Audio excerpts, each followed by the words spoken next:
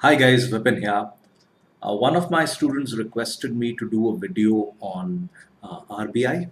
Now, I have done a video on RBI before, but nonetheless, here is a much more simplified video when it comes to explaining what RBI actually does. Now, firstly, RBI is considered to be the central bank. Now, in any country, when you call a bank as a central bank, it means the bank is into regulation work. They are not into opening of accounts, fund transfer, current account openings, things like that. They are mostly into regulation of banks. Now, for example, in India, you have RBI, which is the central bank. In America, you have something called as the federal bank. Now, there's a slight difference between the federal bank and the RBI. For entire India, you have just one RBI. But for federal banks, you have different federal banks for different zones or states in America. Now, RBI is a fairly old institution and they've been established since 1935. Now, RBI did not get its full power until India got its independence. But what makes RBI such a special institution is the kind of work that these guys do is pretty awesome. Now, when I say the kind of work they do is awesome, is because it's because of this bank, India has seen so much of financial stability. In 2008, there were dozens of banks in America that shut down because of recession. Lehman Brothers was the biggest, I could say, when it comes to closing down in 2008. Even though the recession was more or less a worldwide phenomenon, I never saw a single bank in India face any financial crunch or get into severe losses because of what happened in 2008. And that's only because RBI has ensured such strong degrees of financial stability. That's what makes this institution so powerful, and that's what makes India so financially stable. I mean, RBI has done a really amazing job for something like that.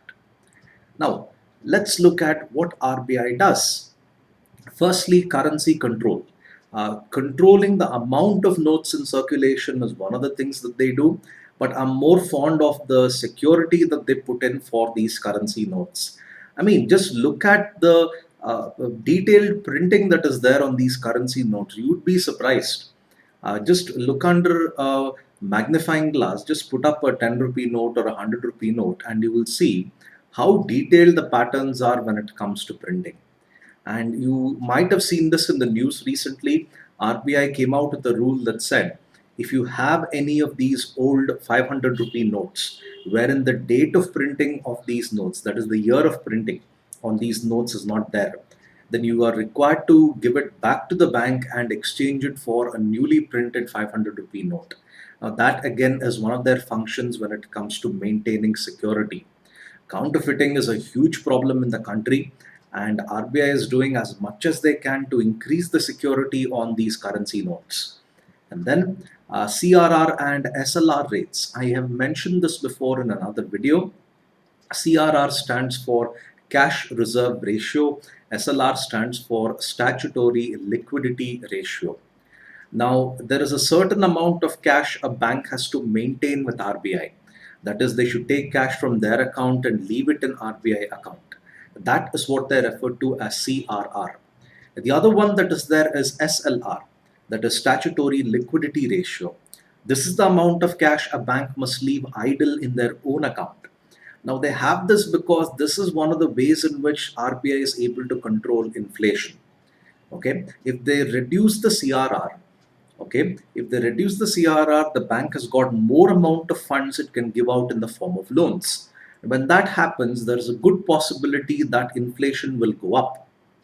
So RBI plays around with these different rates, CRR and SLR, to ensure that inflation remains stable. One more thing that they do is they are lenders to banks, and also they borrow from the banks as well. Also, a way to control inflation again. Repo is what the banks go about borrowing when it comes to RBI. That is, when a bank wants to borrow money from RBI, they need to pay a particular rate of interest. That's what they refer to as the repo rate. The other one is reverse repo. When RBI wants to borrow money from a bank, that's what they refer to as a reverse repo rate. Of course, the reverse repo rate is always lesser than the repo rate.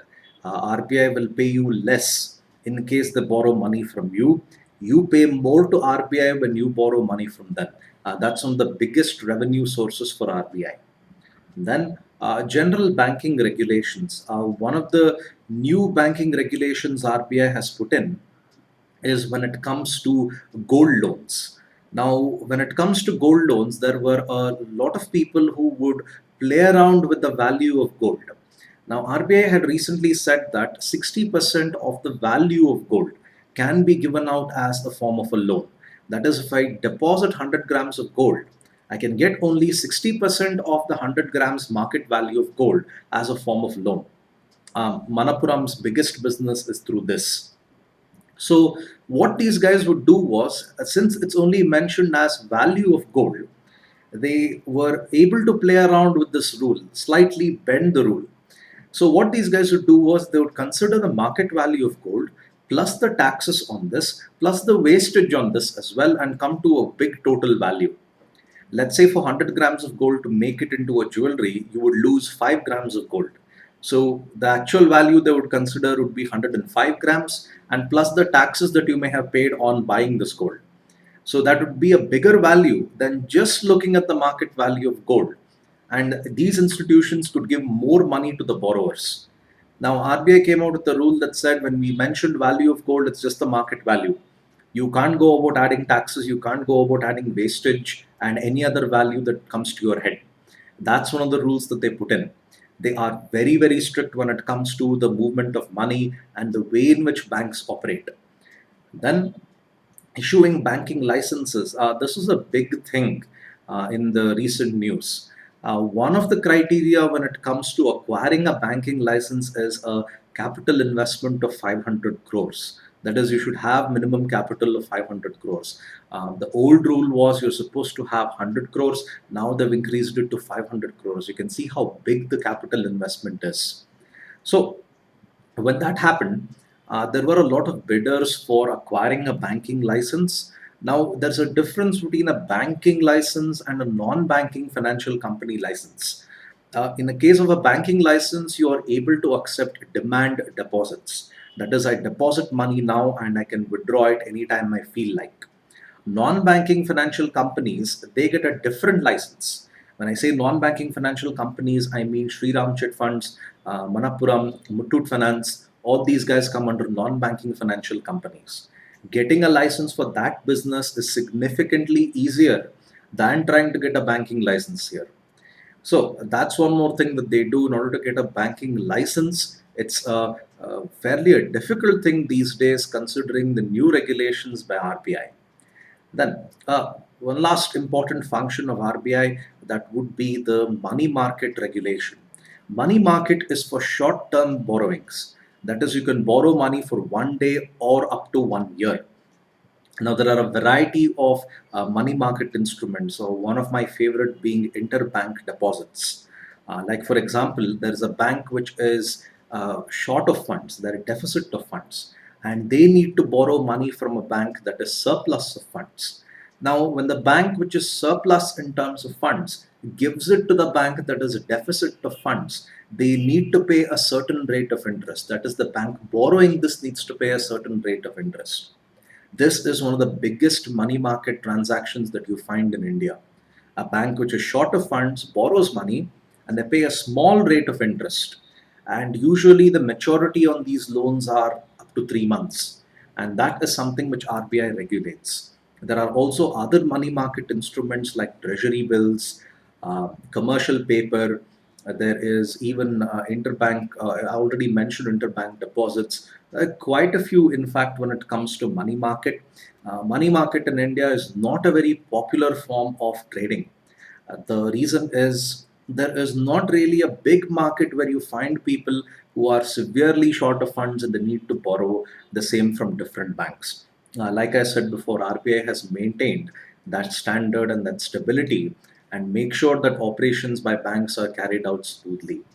So this is what you have when it comes to the different things RBI does. I hope you found my video helpful.